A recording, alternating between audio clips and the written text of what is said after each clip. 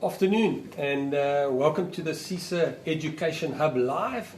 These are the live webinars we run every second Wednesday. I'm very excited this week because I've got an old friend with me, Paddy Upton. Welcome, Paddy. Thank you very much.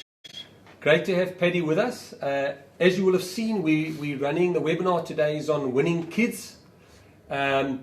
Just before I talk to Paddy, if you've got a question, that's why I've got my computer here, and if you've got a question for Paddy as we start talking, please put it in the comment section and we'll try and get to your question, and hopefully it falls in with what we're discussing and we can add some value to the discussion.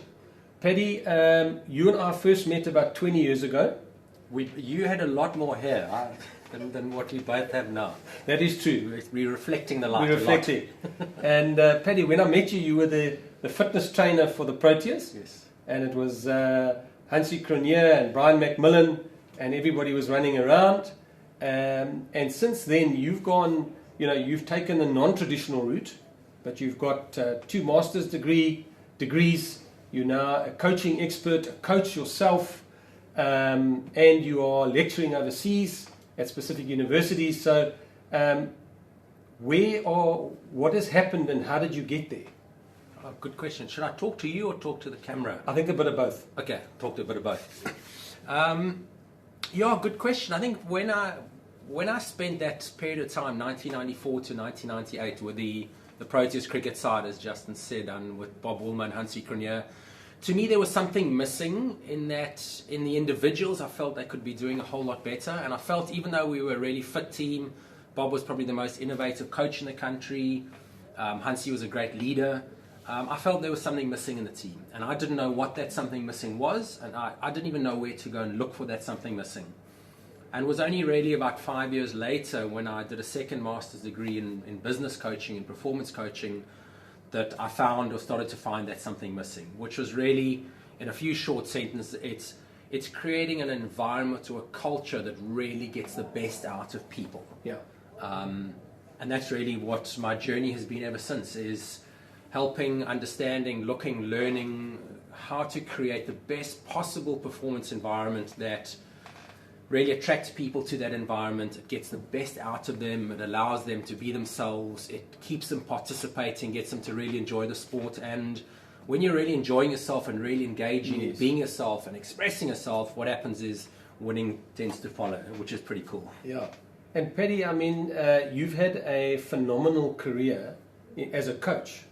You've coached teams in the IPL, in the Australian League, and what interests me is you see players when they are adults. Yes. That's where you've been dealing, but you've picked up a lot of things which actually we need to be telling the coaches who are coaching our kids now.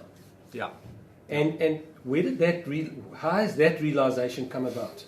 I guess it's sort of the experience more than the realization is having players at the age of 22, 23, 28 years old sometimes, arriving at the international level of performance. And there's 2 things that seem to be fairly common. One of the most common is most often the players unable to think for themselves. Yes. They don't quite know how to practice. They're not sure what they should be working on. If I ask them to analyze their own game, like an analyst would be analyzing their game, they don't really know. Yes. So coaches are producing players who have the inability or the unwillingness to think for themselves. And the reason being that starting under 9, the coach of an under 9 thinks, well, this kid doesn't know, I'm an expert and they're not, so I need to tell them what to do. Yes. So when they get to under 10, they're used to being told what to do, and they know they're still not an expert, so the under 10 coach tells them, and then you can extrapolate that. By the time they get to under 19 coach gets some players, and the players aren't able to think for themselves and they need to be told. Yes. And I get players at 23 years old arriving at the international level, and I say, what do you want to work on at practice today? And they go, well, I don't know, coach, what's the plan? So coaching is not helping players think for themselves, and when it comes to results and winning a game in a key moment, the difference between winning and losing is not in who's got the best skilled team or the most skilled players. It's which team or which players are making the smartest decision at the key moments of play. And how often do we watch sport and sit on the couch and you watch someone and you hear the comment all the time, player does something silly on the field, takes a bad option, and we go, what were you thinking? The reality is they weren't thinking because they haven't been taught or ever asked to think. Yes. So it's that thinking player thing, and a lot of the time players arrive at the top level not because of coaches, but in spite of the coaches. Yeah. And they've had more unhappy experiences with coaches along their way than they've actually had happy experiences. And Paddy, so I think you know you've hit on something which is incredibly important. Is, you know, how do we create an environment where kids can be taught to think for themselves? How, you know, from a practical point of view, you know, where do you start in getting that type of culture into South African sport? Yeah, that's a great question. I must say, just if anyone does here visit Sports Science, you've got to stop and buy those little peanut balls at the down at the little Because cafeteria at the bottom. I was wondering why you're so happy. The magnificent peanut balls here. I think that it starts with education, and for me, one of probably the most important frameworks to understand is how the world has changed in the last 20 to 30 years, maybe the 10 years. So in fact, a lot of sport environments haven't made the shift. Yeah. And really, in a couple of sentences, is 30 years ago, the coach of a sports team or the GM or CEO of a business rose to that position because they were the content expert. They knew more than anyone else about what needed to be done, and therefore because they were the expert, they would tell people what to do. And 30 years ago, if anyone is listening and was alive 30 years ago at school or playing sport or in business, we were happy to receive instruction from someone who knew better. But then the world fundamentally changed with the internet. And those content experts of last year, what they had in their head has now gone down onto the World Wide Web and is available to anybody who's plugged into the internet. Yes. So the expertise no longer sits with coaches, it no longer sits with bosses, and sometimes, and very often even parents. It sits in the collective. Yes. And what we need to be doing is, if you want to be harnessing the collective intelligence of a team, of a group of people, we need to be engaging, we need to be asking them, they need to take responsibility for their own learning. It's not our responsibility to teach them, it's our responsibility to help them learn as coaches and parents, and they need to take equal responsibility in their learning journey. So instruction is no longer relevant in this day and age.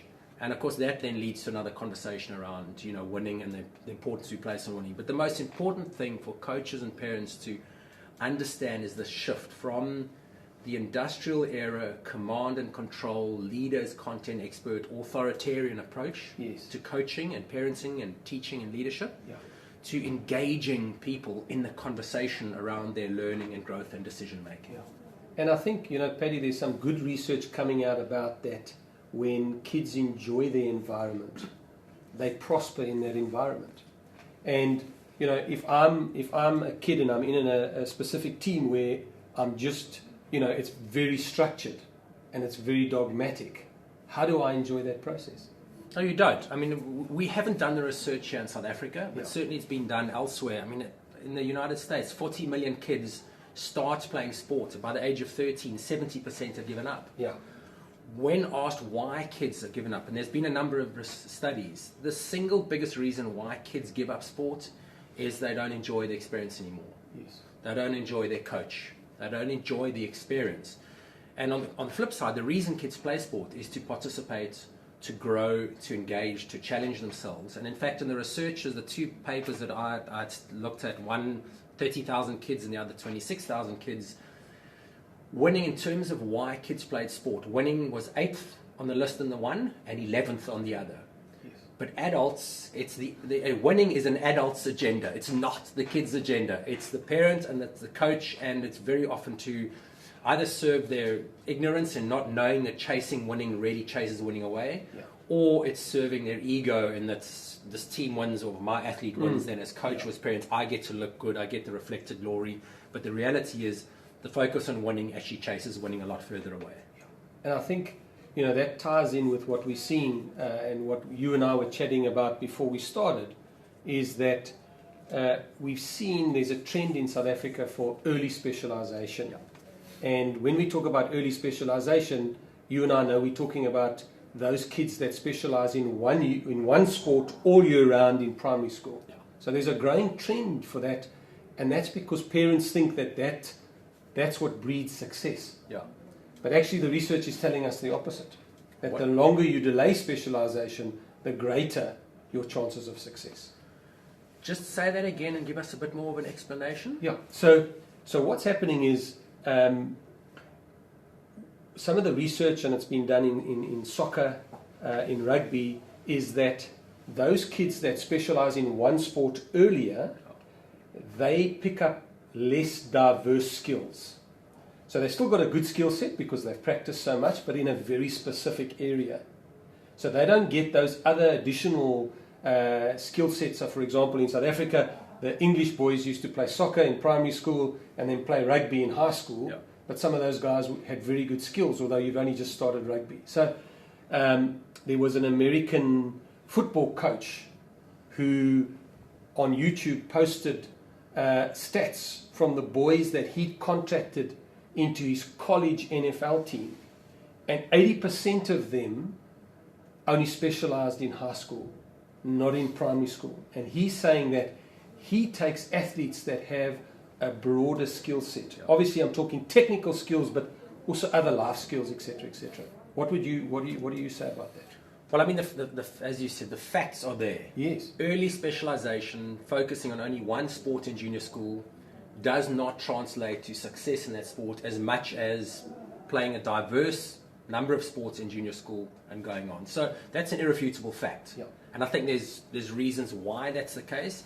I think what's important is why is it that parents and coaches are driving the early specialization at that age?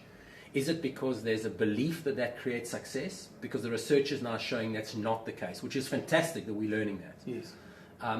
Is it, and I'm sure there is an element in some places that by driving that, the kid gets better, they're more successful, there is reflected glory for the parents. In a team sport, there's glory. As a coach, I want my team to win. Yes. Make no mistake, it feels seriously good, and people judge me Yes. as if people think I'm a good coach if my team wins, and my team doesn't win. I feel upset, and people don't think I'm a good coach. Yeah.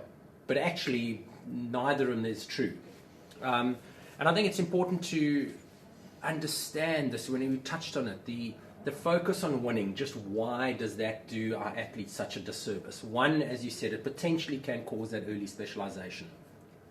The focus on winning is an adult agenda, as we've already spoken. It's not the kids' agenda, and if we drive our agenda too hard on the kids, they end up leaving the sport. It leads to more instruction, particularly in the junior levels where the kids might not have as good a handle on the sport or the strategy. It's much more tempting for a coach or parent then to instruct the kid what to do. But we see that instruction creates non-thinking athletes. There's not intelligence on the field. I mean, South African rugby is often accused of putting unintelligent teams onto the field because they're just simply following instruction and running patterns that they've been programmed into them during the week. Yeah. We start seeing other behaviors like parents and coaches shouting at kids. We see the reprimand. That is the kids not meeting the adult's agenda or the adult's expectation of their perfection. Yeah. And at worst cases, we see parents and coaches withholding the very thing that kids need: love, acknowledgement, recognition. Withholding that if the kid doesn't deliver on the parents or the coach's expectation. And in fact, research is suggesting to us that a reprimand is seriously damaging to the individual's psychology, emotion, and damaging to the relationship. But ignoring is even more damaging to the individual. Yeah. And we're seeing a lot of that. Yeah. Parents shouting, coaches Yes. shouting, Yeah. and ignoring. And the problem with that is it creates long-term damage. Yeah. And that's really important, that you're shouting, judging, the winning at all costs, the ignoring. It damages a kid emotionally, psychologically.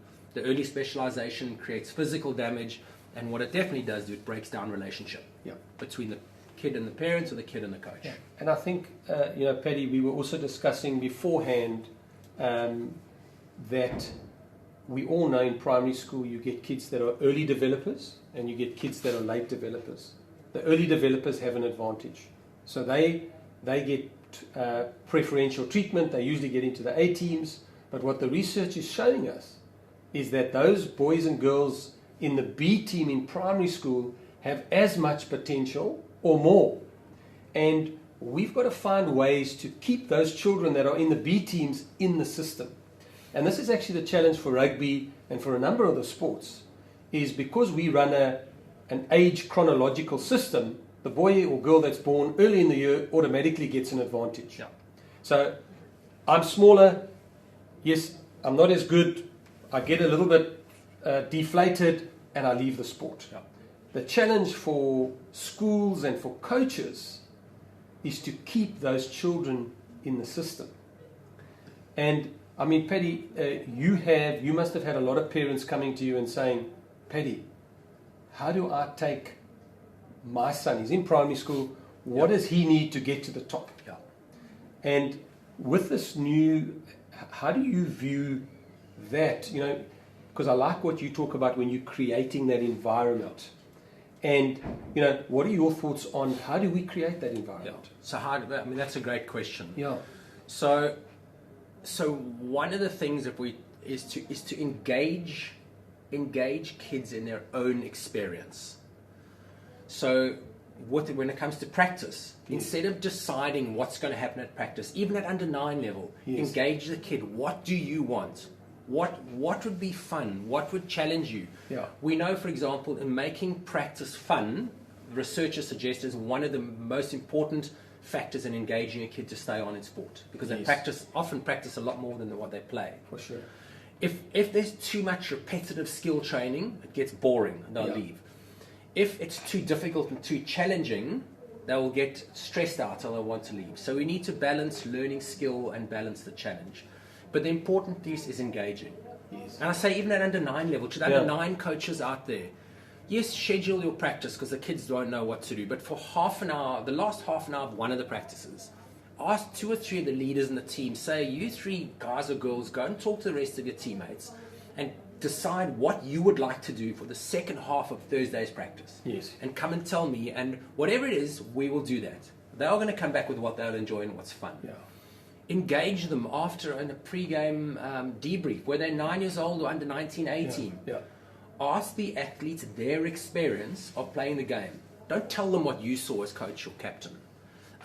As a parent, when you get into the car with your kid, after sport, don't use that as an opportunity to give them a workshop and a coaching lecture. Ask them what their experience was.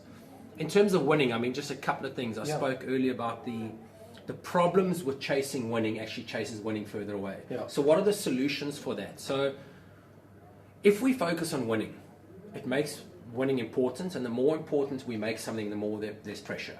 Pressure is one of the 2 single biggest mental obstacles to success. So the more important a kid thinks it is to win, the more the pressure, and there's not many high pressure experts out there. We want to focus them on the process. Moment by moment, we want to focus them on the present and on what is the skill that you need to do at the moment. Where do you need to be standing? What do you need to be doing? Who do you need to be communicating in this moment? Yeah. And a lovely acronym for that, in fact, Russell Domingo, I heard him first use it, the previous Proteas cricket coach, is WIN. W-I-N, which is what's important now. Yeah. And focus on asking that question, what's important right now? Yes.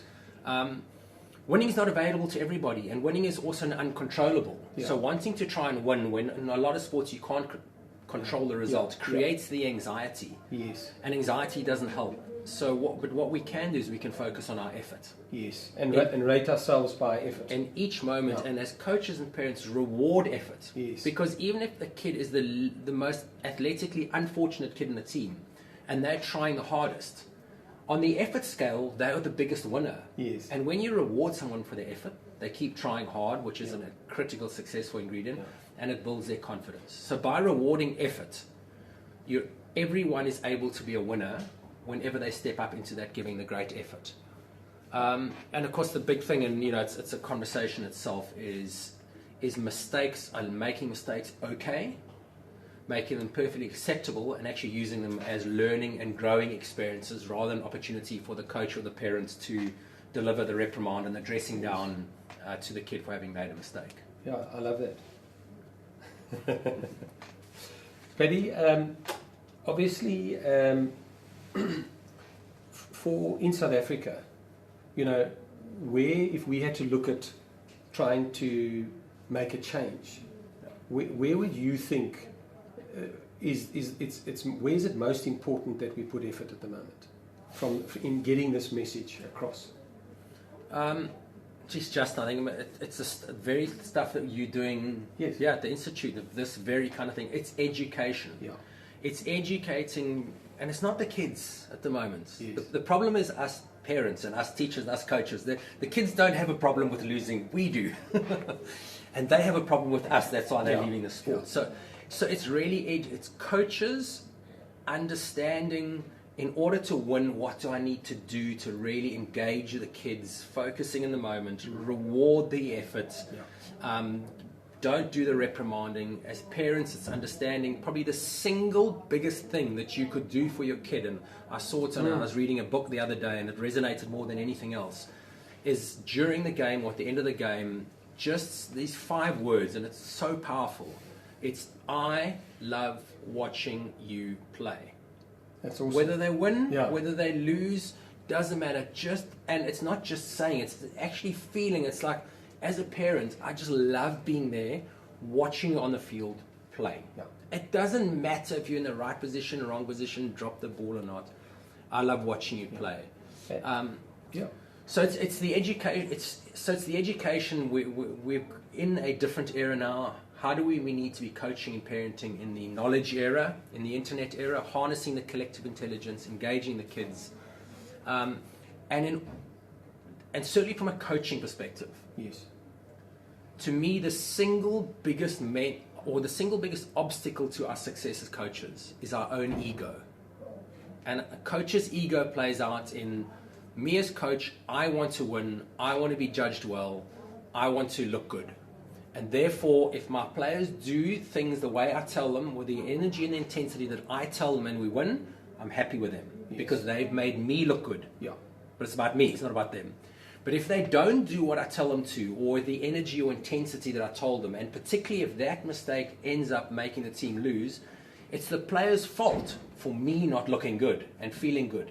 So what does my ego do? It makes them wrong, it blames them, it reprimands them. But through that whole process, it's all about me as coach and how I look. Yes. And that's the single biggest obstacle. Show me a coach shouting at a player, and I'll show you a coach who's operating directly from ego. Yeah. We need to understand as adults, as coaches, as parents, what is my ego? How does it potentially show up? And I need to be able to go on my own journey of self-mastery. I'm asking the players to get better at their sport. Yeah. As coaches and parents, we need to get better at managing ourselves, at our own game of self-mastery, and move ego aside. And then so many of the problems that we're creating as adults for kids are going to go away. Yes. So, Paddy, we, as the Sports Science Institute, we provide these webinars to try and educate coaches. And then we've got you coming to our school sports seminar in September, 20th and 21st of September. What are you going to be talking about at that seminar? Really expanding a lot on what we've been talking about now. It's about really giving a very clear roadmap of how to help kids win. Yes. And this is not about the participation approach that everyone must get a medal and everyone must get a chance. Yes. That is one way of thinking, and it's not all about winning. It's about great participation, great experience, plus setting up with the best possible chance to win. Yeah. How do we do that really successfully to create a healthy, sustainable performance for the kids, and that through sport and what sport really has to offer, it can deliver those values, those characters, those traits that sets an individual up for success in their life beyond sport, because that's really what sport can teach. But at the moment, the win at all costs approach that sees Australian cricketers sandpapering balls and rugby players eye gouge and schoolboys taking steroids, that kind of stuff just sets up to destroy individuals and relationships. So I'm going to be talking about a healthy way to go about participation and winning. So we look forward to hearing you at the School Sports Summit. I enjoy your philosophy, Paddy. I think it's something which parents and coaches need to hear. It's awesome because it comes from a life of experience at a top level, and now we're saying you've seen what happens up there, but now how can we shape what happens down here to influence what happens up there? So I think it's you've got an amazing amount of experience. So thanks so much for taking the time, and I look forward to your session at the School Sports Summit. Awesome. Thank you very much for the invite. Thanks. Lovely chatting.